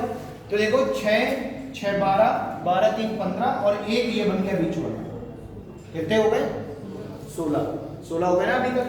उसके बाद देखो 16 के बाद एक ये बड़ा वाला आपका हो जाएगा, 16 + 1 कितना हो गया, 17। यानी कितने नंबर ऑफ ट्रायंगल्स बनेंगे, 17। बोलो बात समझ आ रही है, ठीक, नोट कर लीजिए।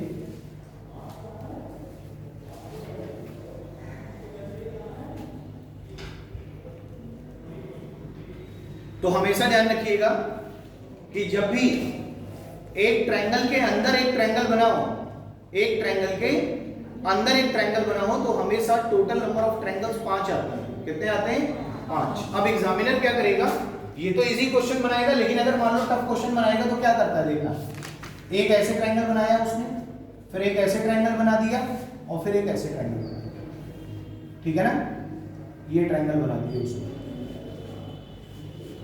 ठीक। अब आपसे पूछे जाएंगे कि कितने ट्रायंगल्स इसमें बने होंगे, कितने ट्रायंगल इसमें बनेंगे, ठीक है।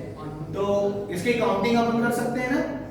देखें यार, सबसे पहले अगर मैं बात करूं तो देखो पहले ऐसे काउंट कर लो, 1 2 3 4, कितने ट्रायंगल हो गए, 4 के बाद एक ये पूरा हो गया ना, 5 के बाद देखो 6 7 8, कितने हो गए, 8 हो गए। अब देखो एक ये बड़ा वाला हो गया, 8 और एक कितने हो गए, 9, और कोई बच रहा है, बताओ। एक वो उठ के कौन सा भाई? ये 1 हो गया, 2 3 4, ठीक है। उसके बाद एक ये पूरा आपका 5 हो गया, हाँ। पूरा काउंट कर लिया ना, इसको हमने ऐड कर लिया। तो 1 2 3 4 और ये 5, फिर ये 6, फिर ये 7, फिर ये 8 और फिर ये कितना हो गया? 9। कितना हो गए? 9 हो गए। क्लियर है बात? तो टोटल हो गए 9 आपके। 9 ही आएगा आंसर।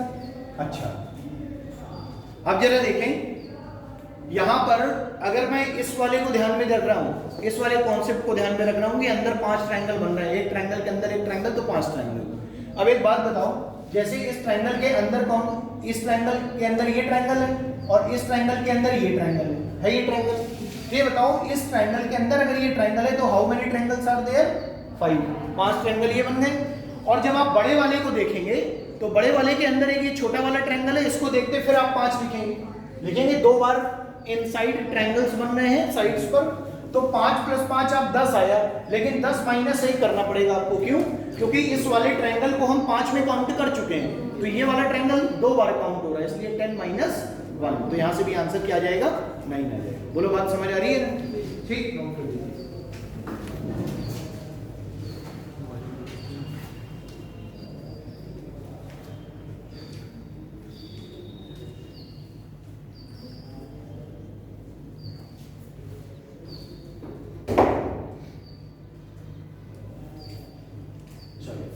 नेक्स्ट बताना, आप फिगर बना दे रहा हूं मैं, आपको बताना है कितने ट्रायंगल बने होंगे उसमें। ठीक,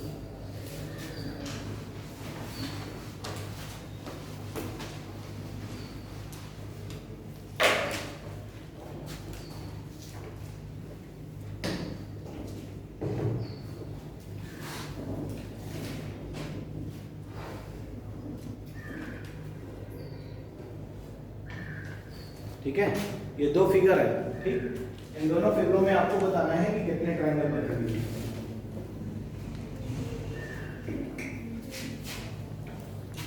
पहली चीज, फिगर सही बनाइएगा, ध्यान रखिएगा, ठीक है। ये वाला फिगर भी सही होना चाहिए और ये वाला तो खैर बना ही लोगे, इसमें दिक्कत आएगी थोड़ा। तो देख लो इसको कैसे बनाना है। पहले ऐसे खींचना है आपको, देख लीजिए। पहले ये, फिर ये, फिर ये, फिर ये, फिर ये, ठीक, बना लीजिए।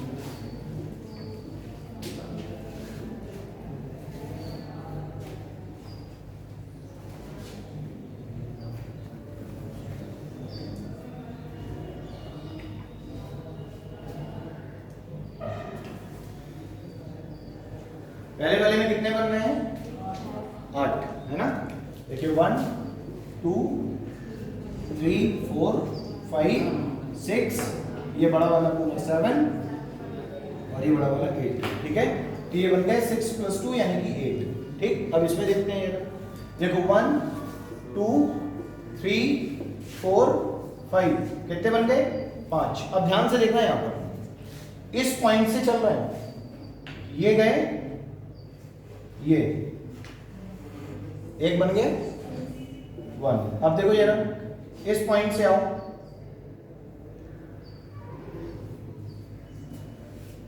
One, clear. अब देखो यहां से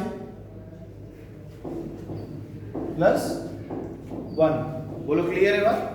हो गए 3, तो 5 3,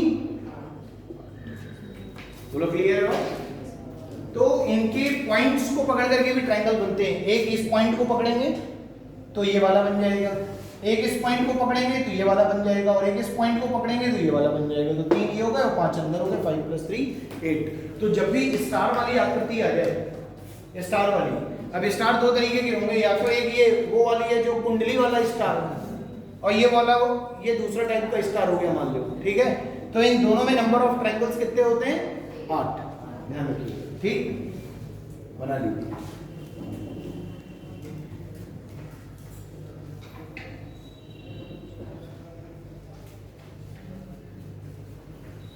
अगला देखिए, नेक्स्ट फिगर,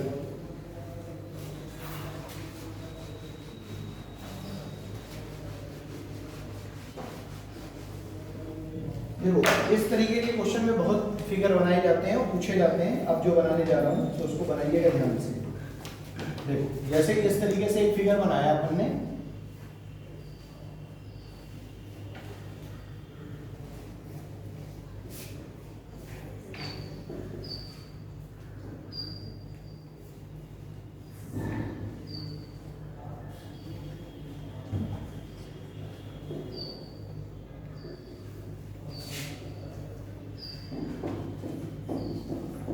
ठीक, ये है आपका फिगर। ठीक है, ये सीधी लाइनें हैं, ध्यान रखिएगा, ये टेढ़ी नहीं है, बिल्कुल सीधी लाइन है ये। ठीक, अब आपको बताना है कि कितने नंबर ऑफ ट्रायंगल्स इसमें बनेंगे। सीधी लाइनें हैं, बिल्कुल टेढ़ी लाइनें नहीं है। ठीक, ये ध्यान रखिएगा।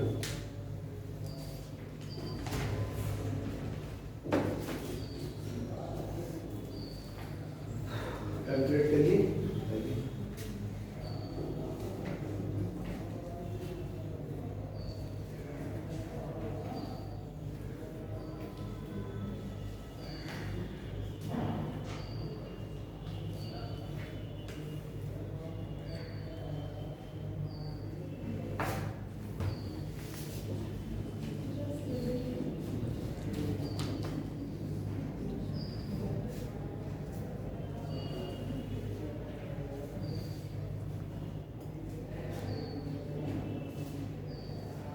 देखें यार, काउंटिंग करते हैं यार, समझना।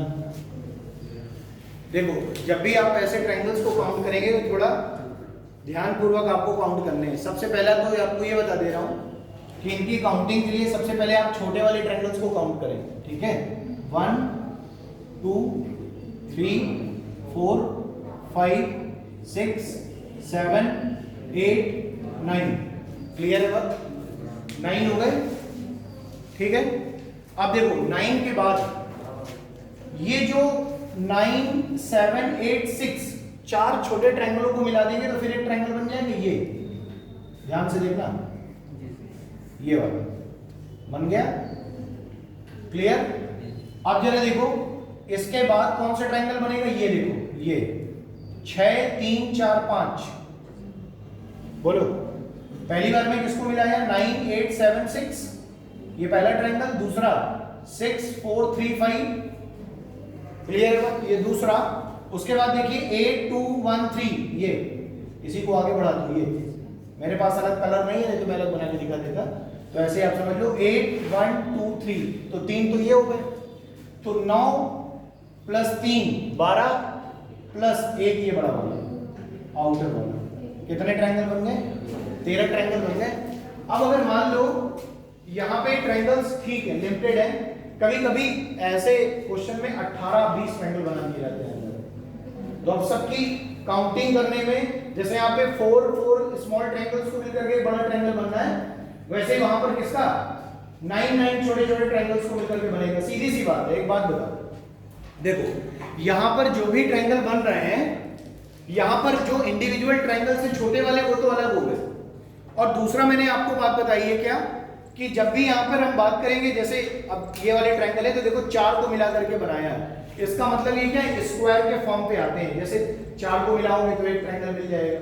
समझ आ रही है बात? इसी तरीके से 3 अगर रहे होंगे तो 3 का स्क्वायर 9 को मिलाने के बाद बन रहे होंगे, वो फिगर के हिसाब से आपको सब समझ में आ जाएगा। तो यहाँ पर आपको पहली चीज ये है कि स्मॉल ट्रायंगल्स काउंट करिए, फिर 4 ट्रायंगल को मिला करके जो ट्रायंगल्स बने उनको काउंट करिए, फिर एक आउटर वाला ट्रायंगल काउंट करेंगे। टोटल ट्रायंगल कितने बन गए? 13। लेकिन इसका एक सबसे अच्छा तरीका ये है कि जब भी इस तरीके से ट्रायंगल बने हो तो आप क्या करेंगे, total number of triangles into 2 minus 5 कर देंगे। ये फॉर्मूला कभी काउंट नहीं करने पड़ेंगे। जितने छोटे त्रिभुज हैं उनका दोगुना कर दीजिए। छोटे त्रिभुज से 9 गुणे 2 18 माइनस 5, आंसर 13। क्लियर है बात? क्या हो जाएगा? 9 गुणे 2, छोटे त्रिभुजों का 2 गुना से 5 घटाएंगे। और 5 क्यों घटा रहे हैं उसका रीजन सुन लो, क्योंकि इसके पहले एक ट्रायंगल अपन ने बनाया था। मैंने बताया कि अगर किसी ट्रायंगल के इनसाइड एक ट्रायंगल बन जाता है, एजेस को मिला करके, तो 5 नंबर ऑफ ट्रायंगल्स मिलते हैं। यहाँ पर वही 5 ट्रायंगल ऐसे हैं जो 2 बार काउंट हो जाते हैं, इसलिए उनको क्या कर दिया जाता है, माइनस कर दिया जाता है। बस ये चीज है और कुछ नहीं। ठीक, बनाइएगा। और उसके बाद एक मैं और बना रहा हूं, इसमें भी आप बताएंगे।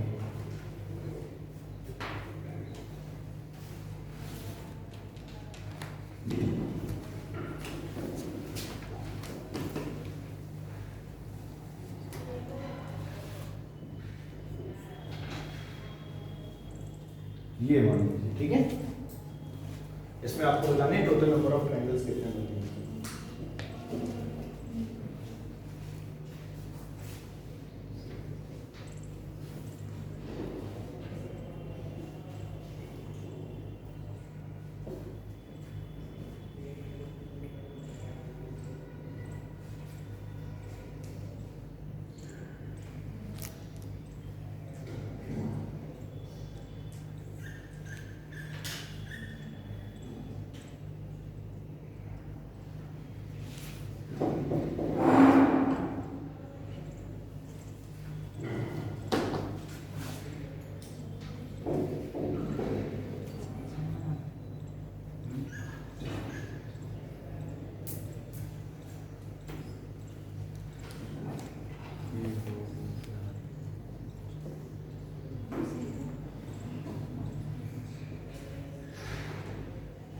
कितने बनेंगे भाई? काउंटिंग कर ली, छोटे वाले ट्रायंगल कितने बन रहे हैं?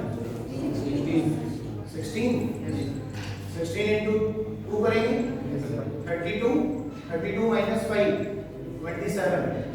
ठीक है, यही आपका करेक्ट आंसर है।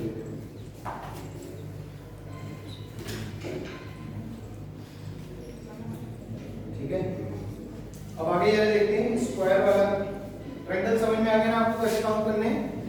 ठीक, तो इस तरीके से आपको ट्रायंगल्स काउंट कर लेने हैं। अभी स्क्वायर वाली देखो, 2-3 फिगर बना दे रहा हूँ, समझना जरा कैसे करना है आपको। देखो, जैसे मान लो स्क्वायर की हम बात कर रहे हैं, तो स्क्वायर में क्या होगा? देखिए, ये आपने एक स्क्वायर बना दिया, ठीक, और ऐसे बीच से ऐसे 2 कट लगा, ठीक है। तो अगर हम यहाँ पर देखें तो स्क्वायर की अगर हम बात करें तो कितने स्क्वायर बनेंगे?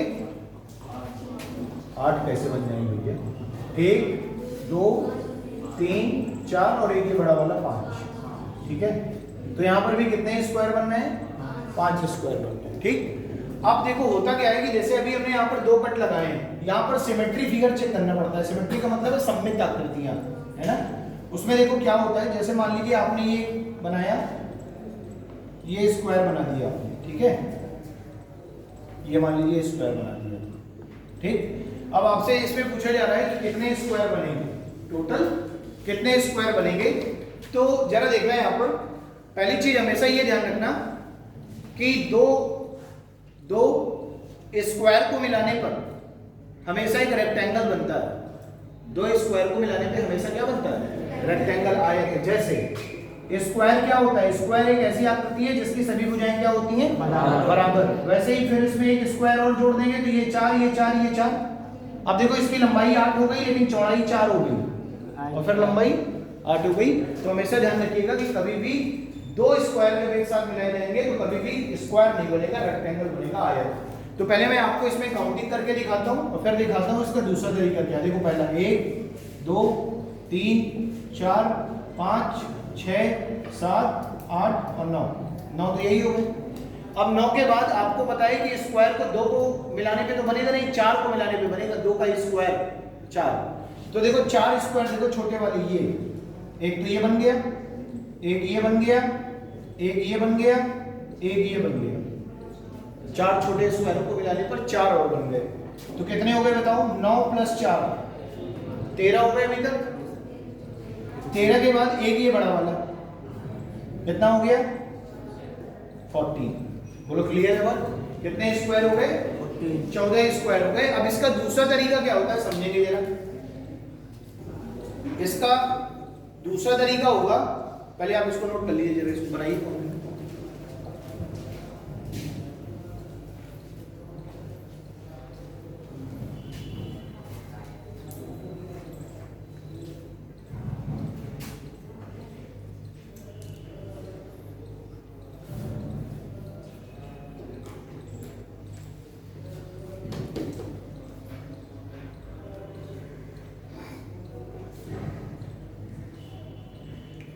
ठीक है, अब देखिए सिमेट्री ऑफ फिगर जो होते हैं उसमें क्या होगा जरा देखो। सिमेट्री ऑफ फिगर में हमेशा ध्यान रखिएगा, सिमेट्री ऑफ फिगर का मतलब होता है कि जिसमें रो और कॉलम दोनों आपस में क्या हो? बराबर। रो और कॉलम आपस में क्या हो? बराबर। देखो ये क्या है? आपकी रो है R1 R2 R3 पंक्तियां, और ये क्या है? Column C1 C2 C3। Clear है बात? तो जब भी रो और कॉलम बराबर हो तो ये जो रो वाले नंबर्स हैं इनका आप स्क्वायर करके जोड़ दो सीधा सीधा। तो जैसे 1 लिखा है तो 1 का स्क्वायर, ये 2 है 2 का स्क्वायर, ये 3 है तो 3 का स्क्वायर। बोलो नंबरिंग डालोगे तो नंबरिंग कैसे डालोगे? 1 2 3, और इधर नंबरिंग डालोगे तो 1 2 3। समझ आ रही है? ये तो मैंने स्क्वायर है काउंटिंग करी है, अंदर 4 में समझ लेना। ये 1 2 3 ऐसे नंबरिंग चल रही है और रो की जो नंबरिंग होगी 1 2 3 ऐसे होगी। तो 1 का स्क्वायर 1, 2 का स्क्वायर 4 और 3 का स्क्वायर 9। तो कितने आ रहे हैं? 14 आ रहे हैं जोड़ने पे। देखो 3 का स्क्वायर 9, 2 का स्क्वायर 4, 9 4 13 और 1 का स्क्वायर 1। कितना हो गया? 14। क्लियर है बात? तो कितने बन गए? 14 बन गए। लेकिन अगर कभी कभी सिमेट्री ऑफ फिगर क्वेश्चन में नहीं दिया जाता तब क्या करेंगे? देखो जैसे मान लो इस तरीके से दिया गया है, देखो सिमेट्री ऑफ फिगर खत्म हो गया ना। रो कितनी है? 3, देखो ना 1 2 3, कॉलम 1 2 3 4। क्लियर है ना बात? तो ऐसे केस में अब स्क्वायर नहीं कर सकते। स्क्वायर तभी कर सकते थे जब सिमेट्री ऑफ फिगर होगा, रो और कॉलम की संख्या क्या होगी? बराबर होगी। लेकिन यहाँ पर नहीं है बराबर, तो हम क्या करेंगे? देखो यहाँ पर हम 3 into 4 करेंगे। क्या करेंगे? पहले 3 into 4, नीचे से चलेंगे, रो से नीचे से 3 into 4, कॉर्नर से कॉर्नर वाले का मल्टीप्लाई 3 into 4, ठीक है। फिर 2 into 3, क्लियर है बात? और फिर इसमें 1 into 2, बोलो क्लियर है बात? देखो इधर एक घटता जा रहा है और इधर भी एक घटता जा रहा है। क्लियर है बात? तो जरा देखो 4 3 12, 3 दूनी 6, 2 एकम 2, 12 6 18 2 20। कितने बन गए? 20 बन गए। आइए आप लोग जरा यहाँ पे चेक करें 20 बन रहे हैं कि नहीं। 1 2 3 4 5 6 7 8 9 10 11 12, 12 तो ये हो गए, समझना 12 बन गए ना। अब 12 के बाद जरा देखो, 12 के बाद एक ये 13, 13 के बाद एक ये 14, 14 के बाद एक ये 15, वैसे ही देखो 15 के बाद एक ये 16, 16 के बाद एक ये 17, 17 के बाद एक ये 18, ठीक है। 18 के बाद देखो एक ये 19, और 19 के बाद ज्यादा बन रहे हैं, इसका मतलब होगी 1 2 3 4, 4 4 8 4 12 है ना। और 4 4 2, मतलब 4 4 को मिला के 1 2 3 4 5 6 ये बन गए। तो 12 और 6 कितने हो गए? 18 हो गए, ठीक है। 18, 1 2 3 4 5 6 7 8 9 10 11 12, देखें यार 12 तो ये आपकी काउंटिंग में आ गए थे। फिर 1 2 5 6 को मिलाएंगे, एक ये बन गया। फिर वैसे ही 2 3 6 7 को मिलाएंगे तो एक ये बन गया। और फिर 3 4 7 8 को मिलाएंगे तो 3 ऊपर बने। तो वैसे ही 3 कहाँ बन जाएंगे? नीचे बन जाएंगे। तो 3 और 3 6 और बन गए, तो कितने बन गए? ये 18 बन गए अभी तक, ठीक। 18 के बाद और कुछ कोई काउंटिंग में? हाँ 3 3 तो मिलकर के रेक्टेंगल बन जाएगा ना ये। तो 18 और फिर एक ये पूरा ये वाला है ना। 18 प्लस 1 कितने हो गए? 19। सर वो पूरा नहीं किया जाएगा, वो तो वो हो गया ना, वो रेक्टेंगल 18 बन रहे हैं, लेकिन यहाँ 20 बन रहे थे। कुछ गड़बड़ हो गया क्या? 1 2 3 4, 12 छोटे 6 वो 18, और कौन सा बनना है फिर? हाँ 1 2 3, ठीक ठीक ठीक 9 10 11 ठीक 1 2 3 5 6 7 9 10 11 ये है ना। और एक ऐसे सही है। 18 प्लस 2 कितने हो गए? 20। बोलो क्लियर है ना बात? तो या तो अब सिमेट्री ऑफ फिगर, अगर सिमेट्री ऑफ फिगर है तो स्क्वायर कर देना। सिमेट्री ऑफ फिगर अगर नहीं है तो आप क्या करेंगे? लास्ट टू लास्ट मल्टीप्लाई कर देंगे। लास्ट टू लास्ट का मतलब है कि 1 2 3 और यहाँ 1 2 3 4, तो 3 गुणे 4 2 गुणे 3 ऐसे चल रहा था ना। फिर 1 गुणे 2, भाई 3 2 के बाद क्या आएगा? 1 आएगा, और 3 के बाद क्या आएगा? 2, और 1 के बाद इसकी कहानी खत्म हो। समझ आ रही है? तो जोड़ेंगे तो कितना आ जाएगा? उधर भी 20 आ रहा है, और ऐसे काउंटिंग कर लेंगे तो भी क्या हो जाएगा? 20, ठीक है। हमेशा ध्यान देना कि जब भी आप स्क्वायर की बात करेंगे तो स्क्वायर वही बनेंगे या तो 4 स्क्वायर हो और या फिर कितने स्क्वायर हो?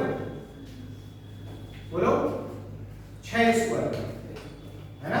देखो 1 2 3 1 2 3 वो 3 नहीं 9, 3 का स्क्वायर 9, 2 का स्क्वायर 4, ऐसे समझ लीजिए। जब भी स्क्वायर की बात होगी तो स्क्वायर के फॉर्म पे ही स्क्वायर बनेंगे। 2 का स्क्वायर 4, 3 का स्क्वायर 9। देखो जो नीचे वाले बन रहे थे स्क्वायर, उसमें 9 छोटे स्क्वायर मिला के बड़ा स्क्वायर बना, ठीक है ना। और पूरा बड़ा वाला इसलिए नहीं लेंगे क्योंकि वो फिर रेक्टेंगल बन जाएगा, ठीक। आगे देखिएगा अगला,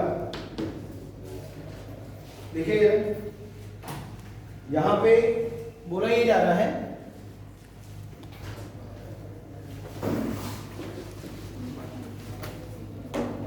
इस तरीके से बनाना है आपको।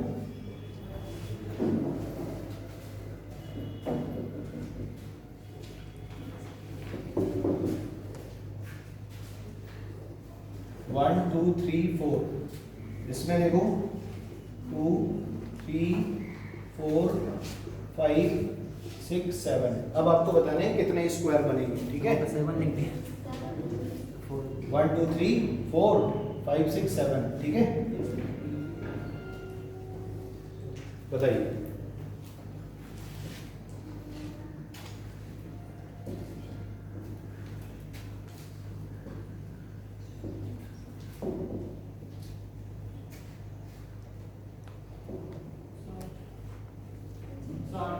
साठ, ठीक है।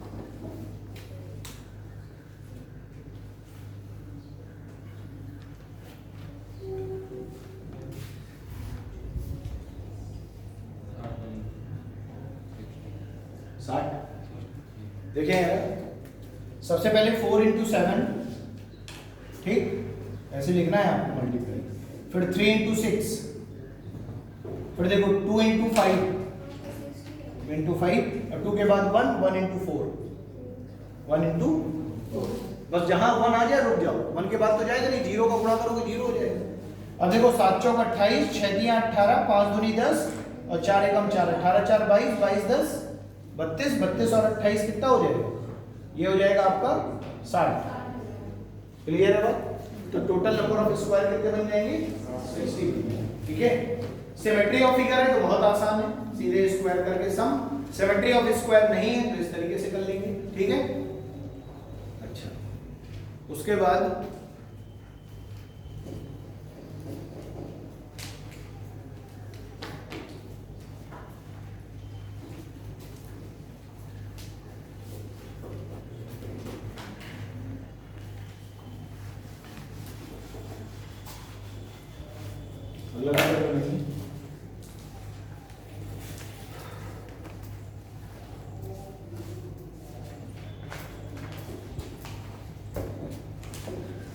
देखें,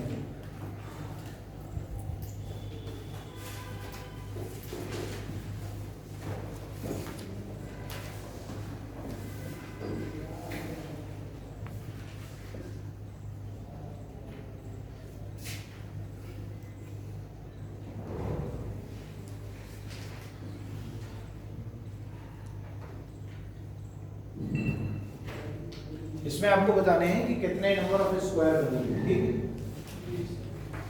तो देखें, सबसे पहले अगर मैं बात करता हूं कि इसकी अगर अपन बात कर लेते हैं, इसको देखो ध्यान से, ये बना है ना स्क्वायर, वैसे ही सेम स्क्वायर ये भी देखो, एक हॉरिजॉन्टल एक वर्टिकल इस तरीके से लाइनें के लिए खींची हुई है, वैसे इसमें भी है। अब अगर मैं इसमें एक इस तरीके से और स्क्वायर बना दूं तो टोटल नंबर ऑफ स्क्वायर 5 हो जाएंगे। कितने बन जाएंगे? 5। भाई एक तो 1 2 3 4 तो ये हो गए, ठीक है, और एक 5 और एक मतलब इसको मिलाने के बाद 6 हो गया ना, 5 + 1 कितने हो गए? 6। क्लियर है बात? तो जब भी आप इस तरीके का फिगर देखेंगे तो आप क्या करेंगे, आप काउंटिंग करना, या तो पहले इंडिविजुअल काउंट कर लो या फिर इसमें जो तरीका है वो लगा लेंगे। देखें, जैसे इसमें अगर मैं देखूं तो 1 2 3 4 और एक ही हो गया 5, कितने हो गए इससे? 5। क्लियर है बात? वैसे इसमें आऊं, इस वाले में देखो, इस वाले में देखो 1 2 3 4 और एक ही हो गया 5, तो इसमें भी कितने मिल गए? 5। वैसे इसमें भी कितने मिल जाएंगे? 5। वैसे इसमें भी कितने मिल जाएंगे? 5। बोलो, बात समझ आ रही है? क्योंकि बड़े वाले में भी 1 2 3 4 और एक ये पूरा आउटर वाला 5, तो कितने हो गए बताओ? कितने बन जाएंगे? 20 बन जाएंगे। तो नंबर ऑफ स्क्वायर्स जो बनेंगे वो 20 बनेंगे। क्लियर है बात? ठीक।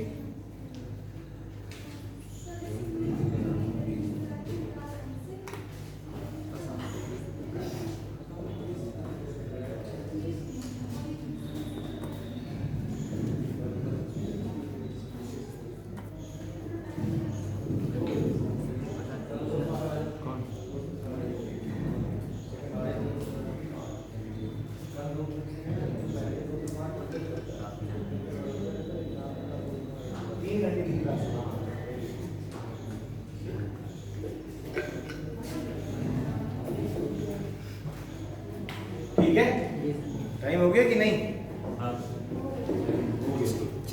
ठीक है, 3 मिनट पहले आया था, 7 मिनट पहले जा रहा हूँ, 4 मिनट का ठीक। तो अब अगली क्लास में इसको पूरा कर लेंगे, ठीक है। अभी इसमें बाकी है, सर्किल हो गया, लाइंस हो गया, कुछ अभी इसी के फिगर और बाकी है। तो अगली क्लास में आप मुझे ये बता देंगे कि सिमेट्री ऑफ फिगर तक हो गया था। जब मैं पूछूं कहाँ तक हो गया तो आप बता दीजिएगा सिमेट्री ऑफ फिगर हो गया था, आगे में पढ़ो। ठीक इसमें 4 और क्या कर सकते हैं? है इसमें 4 और क्या कर सकते हैं? जब तक 5 + 1 = 6 है। ये जी। ये वाले नहीं, ये एक नंबर ऑफ स्क्वायर है। ठीक? एक स्क्वायर ये 5 पहले बन गए, 5 + 1 टोटल अगर इसमें आप पूछे जाएंगे तो 6 हो जाएगा। ठीक है, चलिए नेक्स्ट क्लास।